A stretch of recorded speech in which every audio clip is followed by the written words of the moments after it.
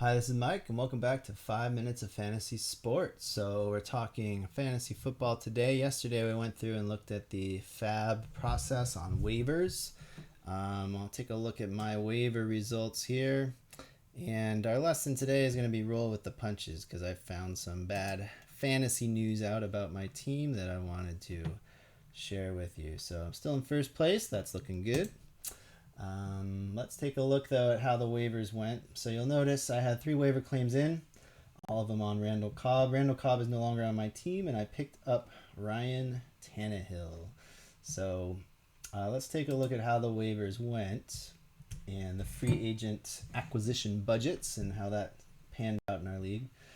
So if you want to check this in your league, there's a Fab Offers tab over here, the Fab tab, and you'll see that the guy I bid for $10, he actually went for $39. So someone gave a lot of their budget to him, and the reason was this person who bid is in, what place is he in? 11th place, so he's doing everything he can to win. So he's left with $2, and he's betting a lot on Jeremy McNichols being pretty good. So there's also a bid in for a tight end. There's a bid for a running back again. Adrian Peterson, bid for him for $7. He was the other guy I bid on for only $1. And then the New England defense was picked up on waivers as well. So coming back to my team here, we can see that the bad news I got was about Michael Thomas. So Michael Thomas is out for the rest of the season as of today. And so I've been holding him for a long time, hoping he'd be back this season, but he is not. So my league's a little different than most leagues, I think, because it's a keeper league. So I've been holding him all year with the hopes I could get him next year for $10. So I might keep him. I haven't decided yet, but I'm not sure he'll be back ready to go next season anyway, so I might drop him anyway. So I did put out a message to my league saying, hey, this guy you can keep for $10 next season. If you're interested, send me a trade. So far, no trades yet. So we'll see what happens. I'll probably make a decision on that Friday, Saturday. So whatever happens in your league, don't panic. So thankfully, I have a lot of other options. Antonio Brown next week will be back on buys. Tyler Boyd, who's hit and miss. He was pretty good last week, so hopefully I can get something out of him this week.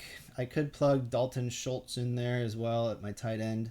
The decision I have to make is whether I start Kirk Cousins or whether I start Ryan Tannehill. I'll probably take a look and see Julio Jones' status before game time to make that decision.